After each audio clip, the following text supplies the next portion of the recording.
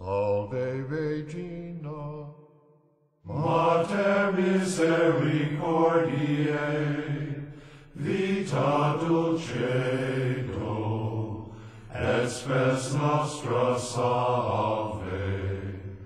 A te clamamus, exules filii Evae, a te suspiramus, gementes et flentes, in hoc lacrimarum vale. He was a secular priest caught up in the maelstrom of the French Revolution of 1789. After narrow and numerous escapes during the Reign of Terror, Father William Joseph Chaminade fled to Spain and persevered.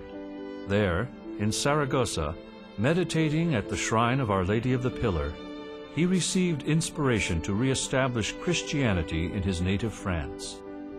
He would create a unique movement that was originally comprised of ordinary people, citizens of all classes and professions, men and women living the principles of Christianity, interacting in community, and evangelizing through example.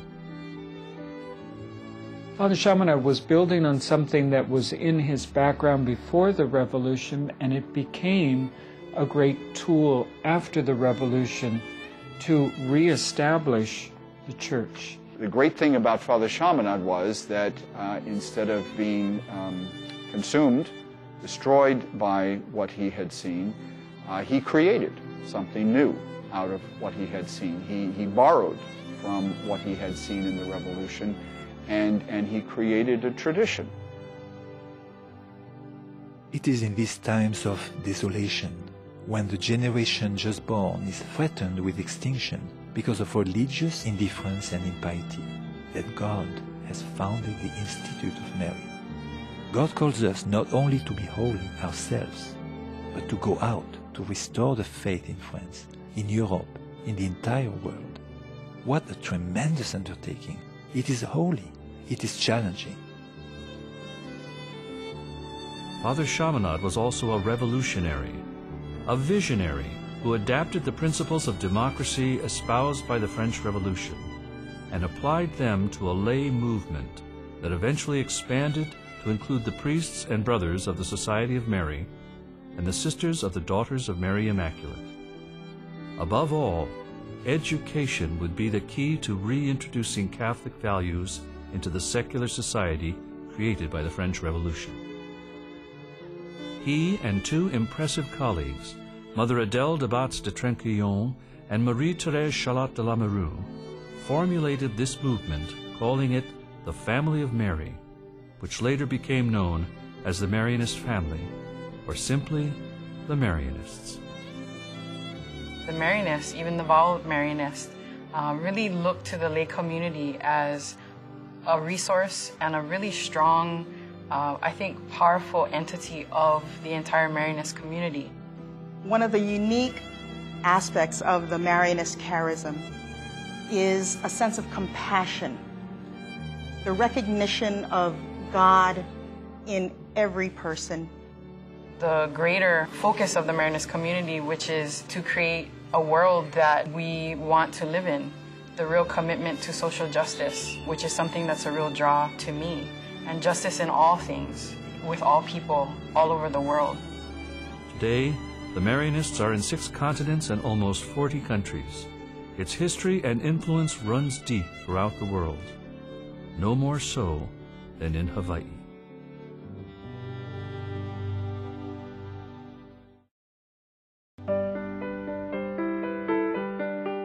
On September 3, 1883, 8 Marianist brothers from Dayton, Ohio, disembarked from the SS Mariposa in Honolulu Harbor. On this day, a Mass of Aloha was celebrated by Sacred Heart's Father Damien de Veuster, an auspicious welcome to the new faculty of St. Louis College. The original St. Louis School began in 1846, when King Kamehameha III granted a 216-acre parcel of land in windward Oahu, called Ahuimanu, a cluster of birds. Run by the Sacred Heart's Fathers, the school was first called the College of Ahuimanu. By 1880, the school had outgrown the campus, and there was a push to relocate to bustling downtown Honolulu. The secular priest, Father Larkin, led the drive by securing land next to Washington Place, home of then Princess Liliuokalani. The school was renamed College of St. Louis and Hawaiian Commercial and Business Academy, after the patron saint of the bishop. A building collapse on the site of the new school stopped the school's progress. And so, the arrival of the Marianist brothers to administer St. Louis College on its third site, located on 4 acres of land on the Ewa bank of Nu'uanu Stream, was indeed a new beginning. On September 5th, 3 of the 8 brothers left for Maui to administer St. Anthony's School. They were greeted with what was described as exuberant joy by the people of Wailuku. They were treated with a great feast, a luau, with 200 invited guests. Such was the welcome of these brothers and the spiritual faith which they represented. From the very beginning, the Marianist mission in Hawaii worked together with the other religious orders, especially the Fathers of the Sacred Hearts, who first came to the islands in 1827. This cooperative effort was particularly true on Maui and the Big Island. On September 6, 1885, Brother Joseph Gell and 2 other brothers went to Hilo to take over St. Mary's School for Boys at Maria Keole, founded in 1875 by the Sacred Hearts Fathers. Nearby St. Joseph's School for Boys and Girls, founded in 1869, was another Sacred Hearts school. St. Mary's and St. Joseph's had a close relationship with the Marianists, with the brothers eventually teaching the high school boys at St. Joseph. Chinatown is in flames. The Board of Health orders it torched because of an outbreak of the bubonic plague. Brother Bertram grabs his camera and captures these images on the banks of Nu'uanu Stream, where St. Louis College stands. On that day, the school is spared from the flames. Brother Gabriel Bertram Bellinghausen was the first principal of St. Louis College. Charismatic, energetic, and possessing a keen intellect, he increased enrollment from 70 students when he first arrived in 1883 to 700 when he left in 1905. He instilled in his students a dedication to the principles of personal honesty and discipline. His boundless enthusiasm extended to photography. These old plates show that he was a skilled photographer. He was also a musician who encouraged the St. Louis Band to excel. Often, they would play side by side with the Royal Hawaiian Band in open-air concerts. His relationship with the Hawaiian royalty was more than cordial, and his friendship with King Kalakaua was legend. On a first-name basis, he would invite the king to attend functions at St. Louis College, concerts, plays, and student military reviews. Brother Bertram's legacy in Hawaii goes beyond the building named after him. Under his direction, St. Louis College was acknowledged as one of the finest schools in the kingdom. His continuing legacy is the St. Louis Alumni Association, which he initiated. After 1905, under the steady leadership of Brother Henry Ernst, who succeeded Brother Bertram, St. Louis College grew and flourished. Along with Christian doctrine, the curriculum was expanded to include high school courses that reflected a preparatory academy, courses in the humanities, sciences, and business. The quality of education at St. Louis was so highly respected that many of the governmental agencies and the people who were working in the territory at the time were graduates of the school. The advertiser and many of the newspapers were highly complimentary of the education that the students got. In 1921, when Brother Adolf Eiben became principal of the school, there were over 1,000 students enrolled at St. Louis College. The school's reputation for providing quality education had grown, and so did the student population. The campus was bursting at the seams, and Brother Eiben, needed to build a new school. One September day in 1922, Brother Frank Harold, one of the original 8 brothers from Dayton, Ohio, walked into a downtown frame shop. For years, Brother Frank delighted in painting Hawaiian scenes, and today was the day he would have them framed. It so happened that in the shop was W.O. Smith, the chairman of the Bernice Pauahi Bishop Estate. The casual meeting was fortuitous. Brother Ivan had been searching for a suitable site for the new school, and a prime location overlooking Kaimuki was the slopes of Kalaipohaku, which was owned by Bishop Estate. So when Brother Frank mentioned he had met W.O. Smith, Brother Ivan was elated. On January 27, 1923, trustees of the Bishop Estate signed over 205 acres to St. Louis College for $62,500.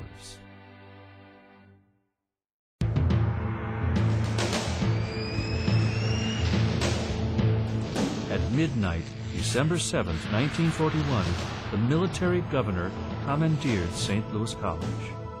Brother Paul Sibbing, head of the college at the time, along with his fellow brothers, students, and citizen volunteers, cleared the building of all desks and other materials.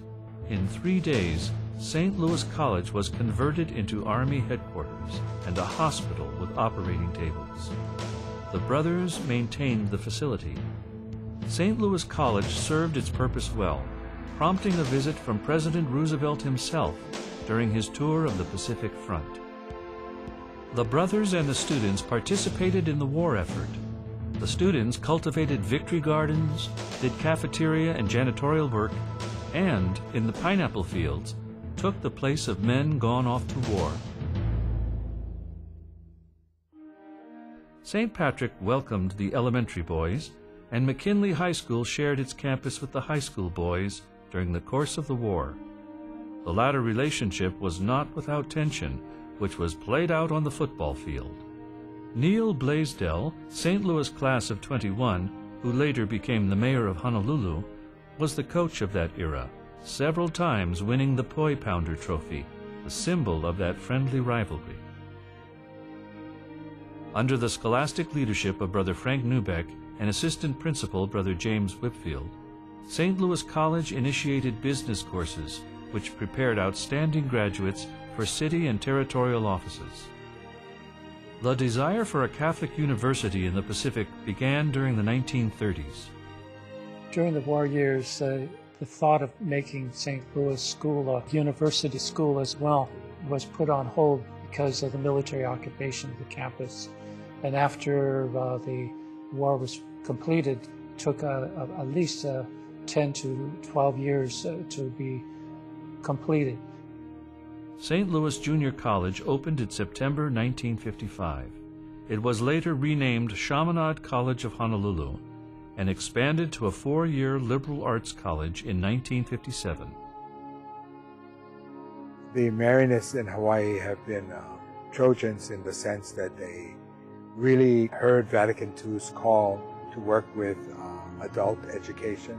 And so they began through Father Mackey, especially with the Mackey lectures, to offer adults opportunities to grow in the faith. Father Robert Mackey was the first president of the college. Under his able leadership, he nurtured the college to evolve into one of the foremost Catholic universities in the Pacific. He, along with 4 other exceptional Marianist religious, formed what is affectionately known as the 5 Founders. Catholic University is a university that believes that the role of faith is essential in that pursuit of truth. Obviously, reason is a part of that pursuit of truth. Catholic University believes that the other great avenue for the search for truth is the avenue of faith. They're complementary. They go hand in hand. Father Chaminade's mission was to reestablish Christianity through education on all levels. St. Louis High School was about teaching me how to be a leader of soldiers, a leader of men, a leader not only of military, but also their families. Chaminade University taught me how to be a great business manager, more or less the managerial, administrative aspects of business as it relates to the military. So if you put those two together, St. Louis provided me a foundation of leadership and balance. Chaminade allowed me to understand the more technical side of life.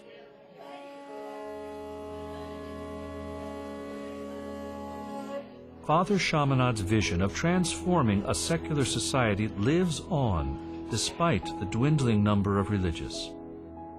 The genius of the Marianist family is that it also consists of the laity. Its members from the very beginning were ordinary men and women living extraordinary lives of faith and courage.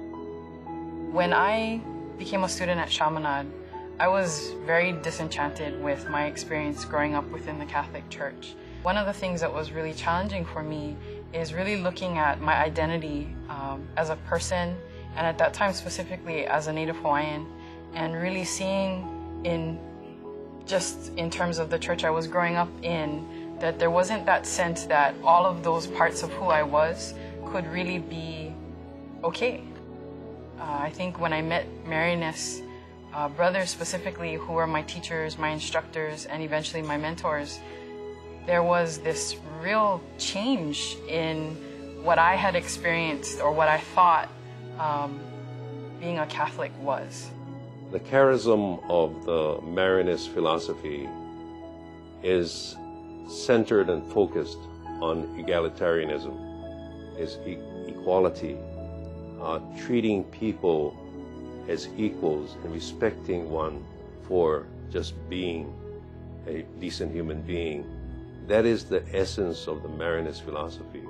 As a result, the Marianists tend to invite diversity, invite differences in opinions. We have a motto at St. Louis that I learned when I was in high school and continues to today, and that is Memor et Fidelis. Ever mindful and faithful to educate a young student's mind, body, and soul.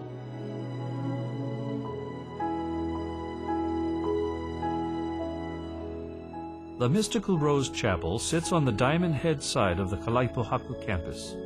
Today, the chapel serves as a place for sharing and bearing witness to the faith of those assembled.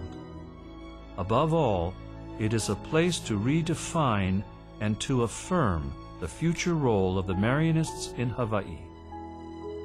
We're probably going to be going back to our roots. The numbers of the brothers, the professed religious, both brothers, priests, and sisters, aren't increasing. They're certainly decreasing. But that shouldn't be a sign of death. I think it's a sign of life. It's a metamorphosis going back to where we came from. The Marianist presence here in Hawaii is a great testament to that. Sharing our Marianist history, our family, and our charism doesn't just belong to the brothers and priests, not just to the sisters, but it belongs to all of us. There is an absolute need to really be an agent of change. Like Gandhi says, be the change you wish to see in the world. Because it's not only about you. You are also accountable to so many other people and responsible in the role that you play in a community like ours. Recently, the Mystical Rose Chapel served as a gathering place, a retreat for families wishing to strengthen their faith and their Marianist commitment to transforming society by leading humble, exemplary lives. Love one another. Love one another. Love one another. Love one another. As I... Gathering families together to help them renew their spirit, to speak to each other in an area that many families have not developed the ability to speak with each other in terms of the spirit, of affirming each other, of forgiving one another, of articulating how we can live out our Christian life as a family, is a gift to the families and for us. We're here for a common purpose. Kind of a unity was created. And that's been a hallmark of the brothers wherever they've worked. And that's what's happening now with the lay people. The lay people are brought into the same family spirit. And we don't really distinguish between who's a vowed Marianist and who's a lay Marianist. There's no distinction. We're all colleagues working for God, working for the church. The Society of Mary has been an integral part of the history and fabric of Hawaii. The brothers and fathers have toiled in these islands, not in fields or plantations, but as teachers and as religious caring for the spiritual well-being of their communities. The vision of Father Chaminade rings true. Maria Duce. The love between mother and child is the purest love, an unconditional love towards which we all aspire. That love has thrived in the hearts and minds of men, women, and children here in the islands for the past 125 years. And now, with them, through them, the Marianists continue.